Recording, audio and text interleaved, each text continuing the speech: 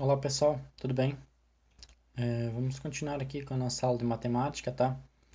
É, Esse é o último capítulo do livro, tá? A gente vai finalizar hoje, só tem um pedacinho ainda para fazer. A gente tinha parado na questão 10, né? Tinha ficado até a questão 10 para vocês resolverem. A gente estava trabalhando cilindros, né? Então agora a gente vai terminar esse capítulo aqui com cone. Então, cone é o resultado da rotação de um triângulo em torno do eixo. Então, se a gente pegar um triângulo e rotacionar ele, ele fica com esse formato de cone. Aqui a gente tem o que compõe o cone. Então, a altura, medida do centro dele até o vértice aqui em cima. Geratriz, que é esse segmento que vai do vértice até aqui embaixo, tocando a base, indo pela lateral, né? Eixo, que está pegando aqui no meio, e a base. É, Existem outros casos, por exemplo, o cone oblíquo, ó, a altura, ela não vai pegar aqui no mesmo lugar que é o eixo, tá? Ela fica aqui do lado. O eixo fica aqui, do centro até na ponta, e a altura, a distância da ponta até na base, tá? Então, nesse caso, ela não é a mesma. Então, aqui embaixo a base e o raio dele. Aí, temos os dois tipos, né? Um cone reto e o cone oblíquo. O que compõe ele é a mesma coisa, né? Só a diferença aqui a gente tem que cuidar essa altura. Daí, superfície do cone, como é que a gente faz para calcular a área dele e o volume? A planificação da superfície lateral de um cone corresponde a um setor circular e a base a um círculo. Então, isso daqui é chamado de setor circular, né? E isso aqui é um círculo. Na figura apresentada é possível observar que a superfície lateral do cone é equivalente ao setor circular de raio igual a G de geratriz, né? E, e arco de circunferência de comprimento igual a 2 πr. A área de um setor circular pode ser obtida por meio de seu comprimento e do seu raio, veja. Então aqui é comprimento, a área do setor circular. Comprimento vezes o raio dividido por 2. Em relação à relação mencionada, temos a área lateral, essa daqui, é igual a 2 πr vezes g. Por que o g aqui? Porque esse G é a mesma medida do nosso raio maior, né? Como se isso aqui fosse um círculo grande, a gente está pegando só um pedaço dele, o raio vai ser o mesmo, né?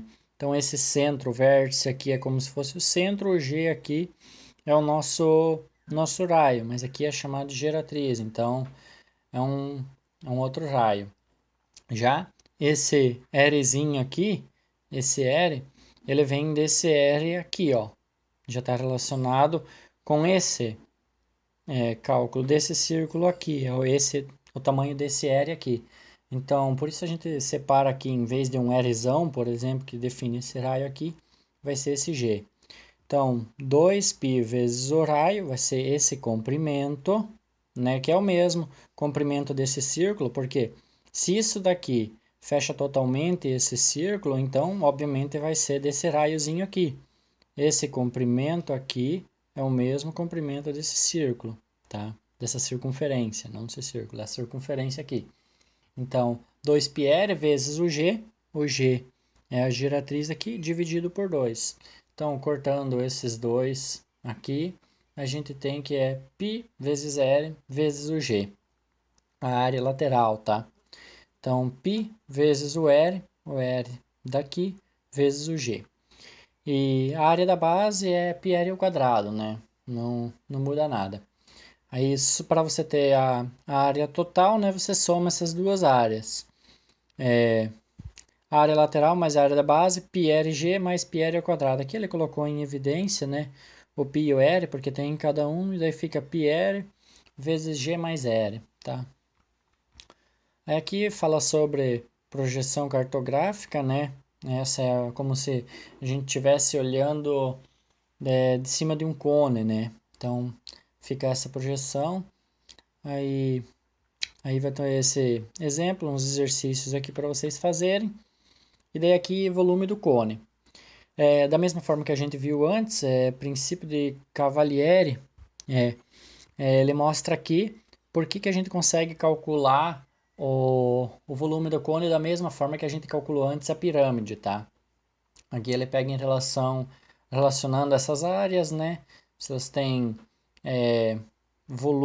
áreas proporcionais, né, iguais, que vai ter o mesmo cálculo, a mesma relação, né? Então a gente pode calcular da mesma forma. Aqui, ó, pelo princípio de Cavalieri, os volumes do cone e da pirâmide são iguais. Portanto, o volume do cone é igual a 1/3 da base vezes a altura. 1/3 da base vezes a altura era o mesmo que a gente estava utilizando aqui para cálculo de pirâmide, né? Em que B é a medida da base, é a medida da área da base e h é a altura do cone.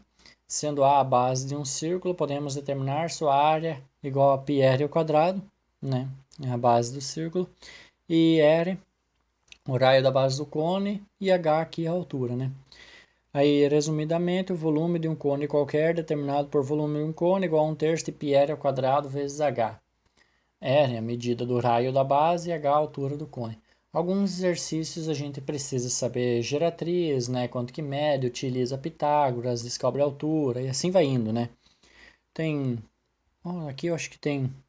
Talvez esse aqui seja desse tipo. Que está utilizando Pitágoras aqui. Isso. Aí tem aqui mais alguns exercícios. Fica até o exercício 20 para vocês fazerem.